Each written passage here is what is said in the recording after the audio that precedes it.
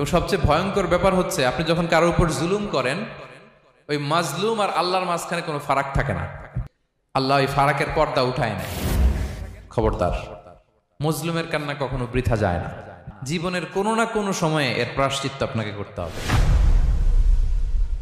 জীবনের কোনো না কোনো সময়ে এর প্রায়শ্চিত্ত করে আপনাকে মরতে হবে।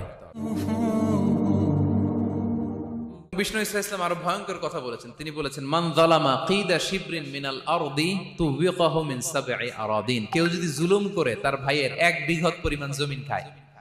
1 বিঘত চিনেন তো?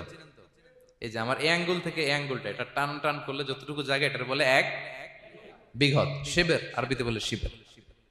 হ্যাঁ, মান যালামা কিদা শিবর। বিষ্ণু বলেন এই 1 শিবর, 1 বিঘত জমি যদি কেউ অন্যায়ভাবে জুলুম করে তার ভাইয়ের কাছ থেকে খায়, কিয়ামতের দিন তুবিকা আলাইহি সাবউ আরাদিন, এই 7 জমিনকে আল্লাহ তাআলা তার ঘাড়ে চাপাবে। খা এবার।